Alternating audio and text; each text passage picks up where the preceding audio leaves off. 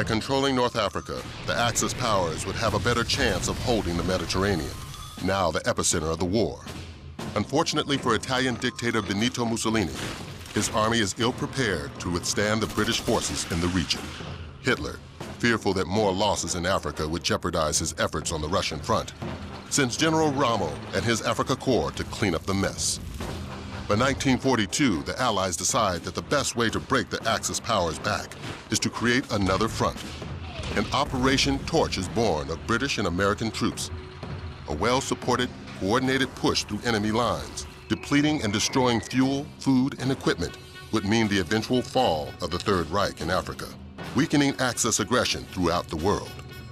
All goes as planned, and by January 1943, British General Montgomery's 8th Army has Rommel and his troops on the run, scrambling to make their valiant last stand at the Mareth Line.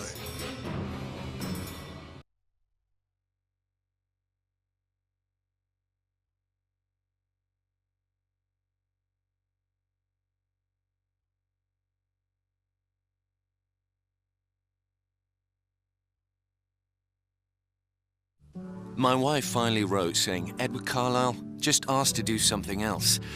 So I did. It turns out having a background in teaching chemistry can get you out of a desk job pretty quick if you have a mind to it. I knew nothing of Popsky's private army or its ties to the Desert Rats until I was in training. This sabotage platoon's philosophy is lightning-fast strikes and massive explosions deep behind enemy lines. It's gratifying to know that every time we light up a fuel depot or munitions dump, we're stalling Rommel's tanks and helping those poor blighters on the front lines. It may not be fighting fair, but the Germans have hardly fought fair in Europe, so to hell with them.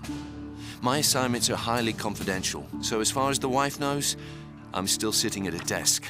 But for some strange reason, I've stopped complaining.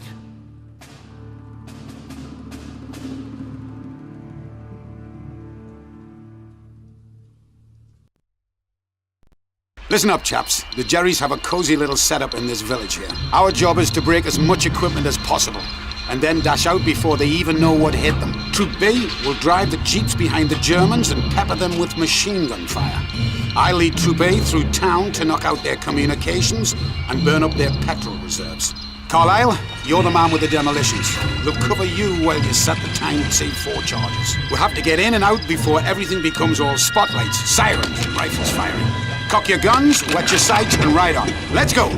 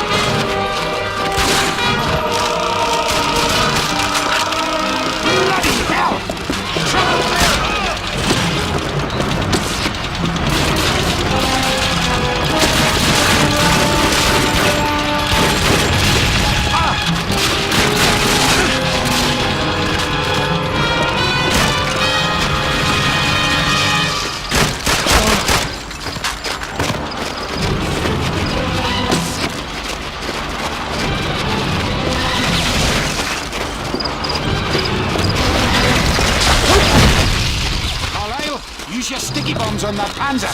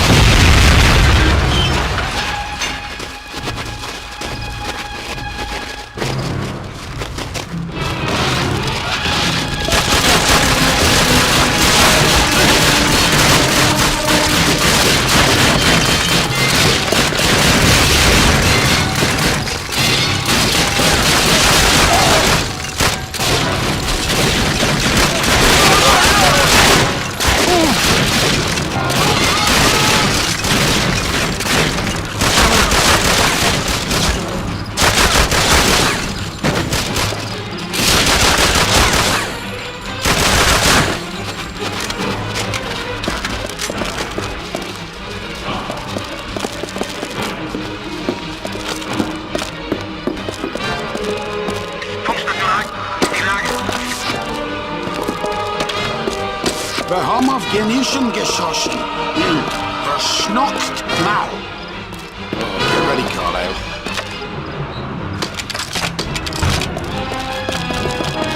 These wires must lead to their communication post.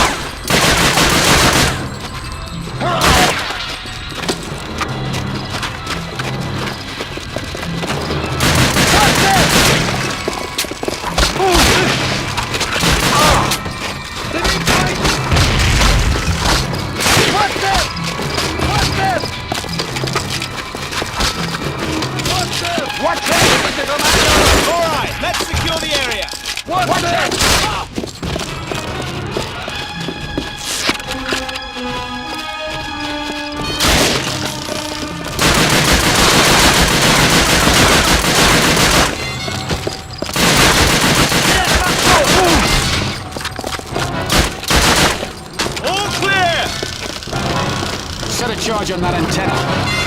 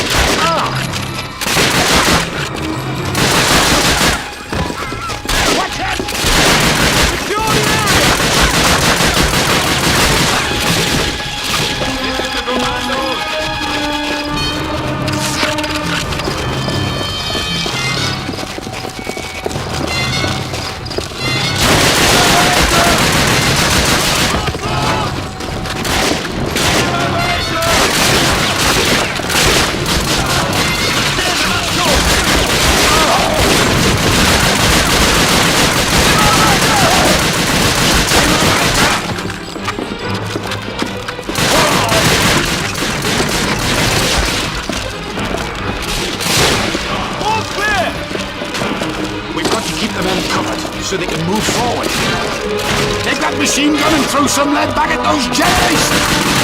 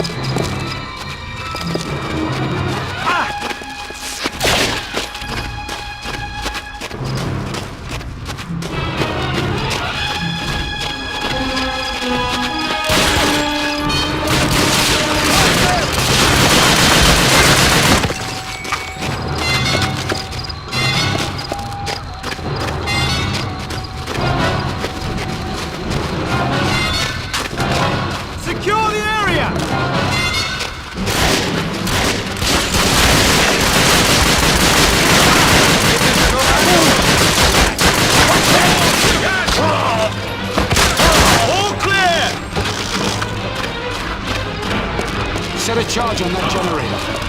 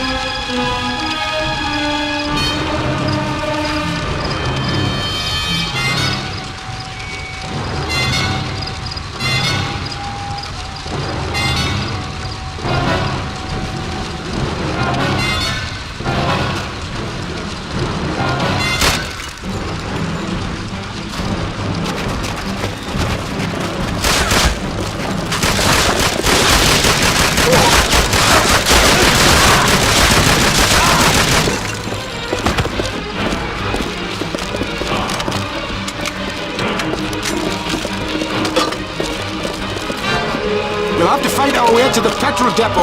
Follow me and watch out for more panzers.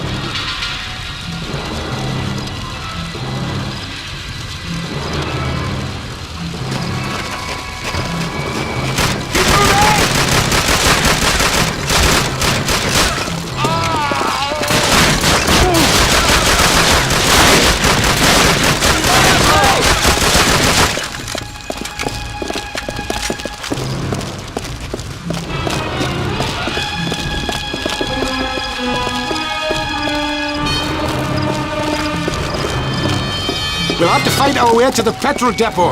Follow me and watch out for more panzers.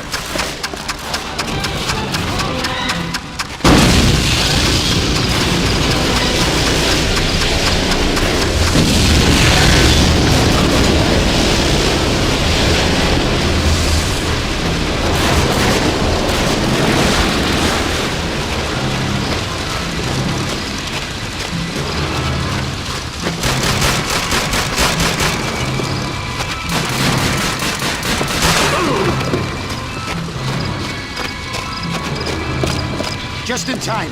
Get in!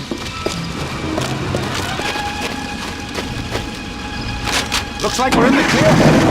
Hang on, Carlisle.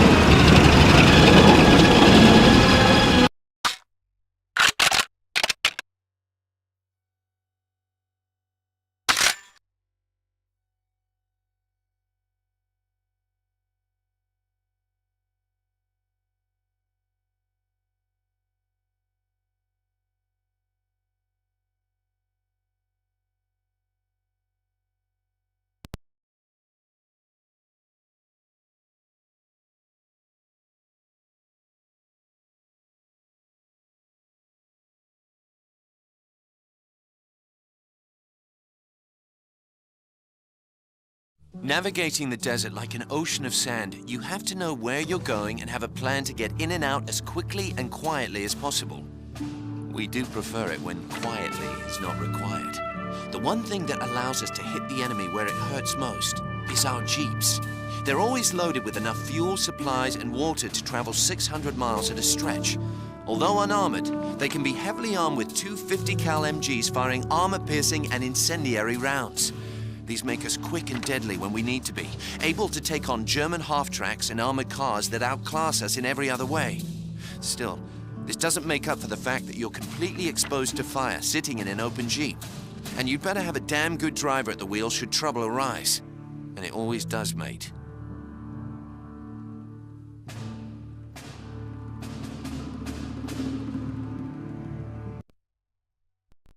Look alive, Carlisle! I got word on the wireless that some of our old mates from the long-range desert group are lying doggo in an old fortress surrounded by Jerrys. We've got to save them. Those chaps found a shortcut through the desert that leads straight to Rommel's back door. You and I are leading the charge. The rest of the men will catch up with us at the fort. Protect my hide while I refuel the Jeep. Keep your eyes peeled. We won't be alone for long. Sniper! Watch it! We've spotted troops bearing down on your position. Avoid contact and proceed to rendezvous point. Oh dear.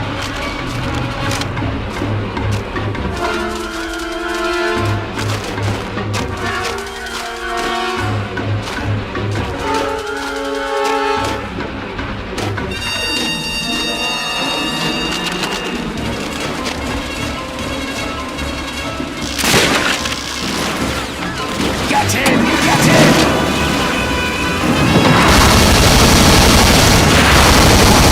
I suggest you grab hold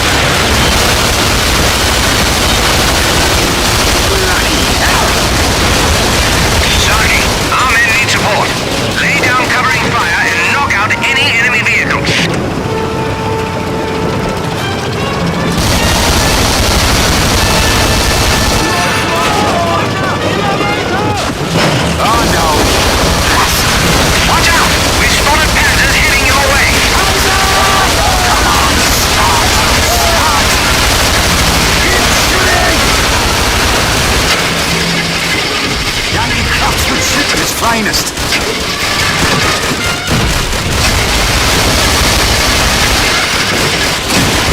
Here we go! Stocky, enemy detachment at 12 o'clock. Destroy at all costs before proceeding. We're clear!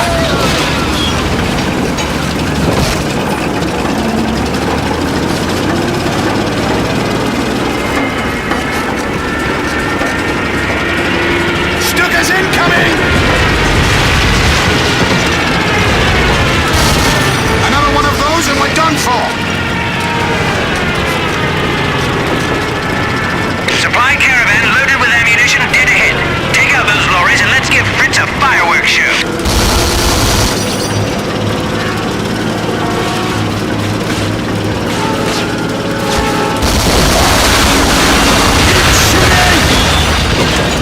Oh, he never saw what hit him.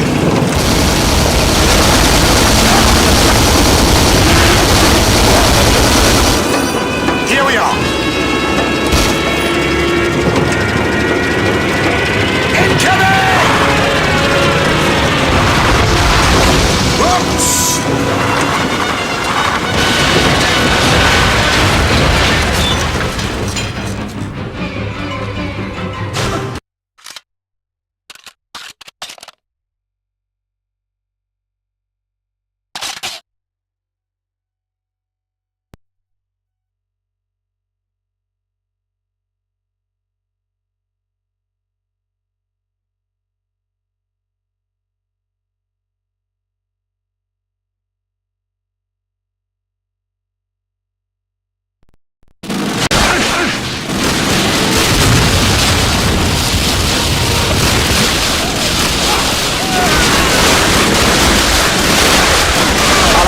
Take these explosives, seal off that entrance.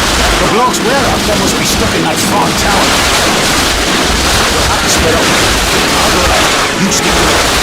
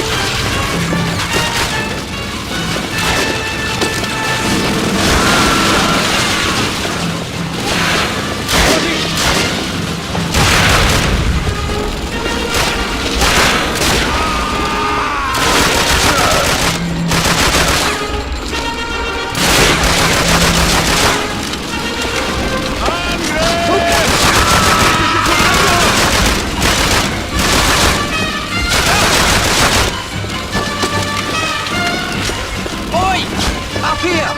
We got separated from the cartographer. He was captured and taken underground. We need to save him.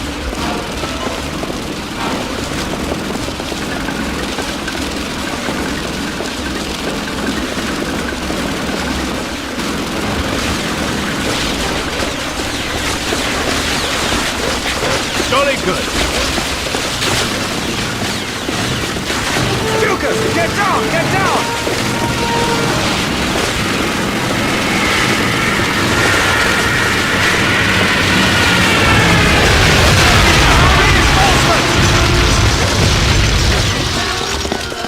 They're all over us! Take cover!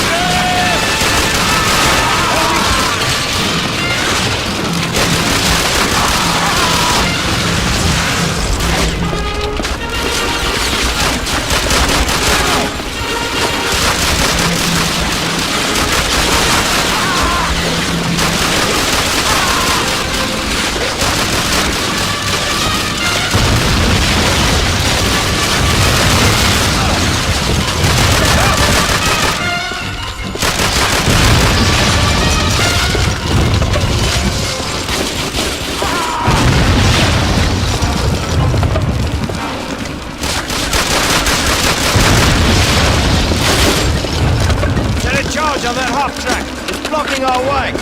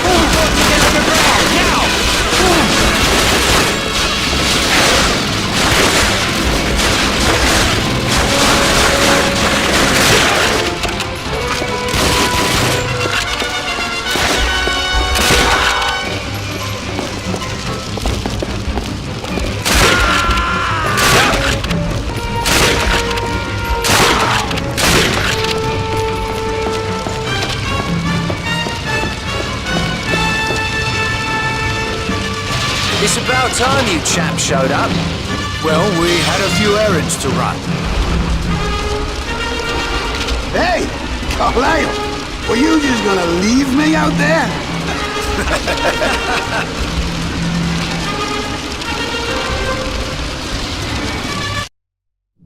By 1944, in the battle to regain their Russian homeland, the Red Army crushes the German pocket at Stalingrad, marking the first major defeat of Hitler's armies. On June 6th, D-Day, the Allies stage a massive sea and air invasion on the Normandy coast that will soon lead to a full-scale retreat of Germany's once powerful armies across France and Belgium. Inspired by this success, British Field Marshal Montgomery devises a plan he insists will end the war by Christmas, codenamed Market Garden. With momentum on their side, the Allies attack Germany's industrial heartland from the north, attempting to outflank the powerful Siegfried Line, intending to drive on to Berlin. But Montgomery's plan fails miserably when the final bridge across the Rhine cannot be secured. Painful defeat and staggering losses destroy all hope for an early end to the war, and surviving Allies are ordered back to France. Fortunately, by October, with the Siegfried Line finally breached from the west, the Americans prepare for the capture of Aachen, a city destined for the dubious distinction of being the first major German city to fall to Allied forces.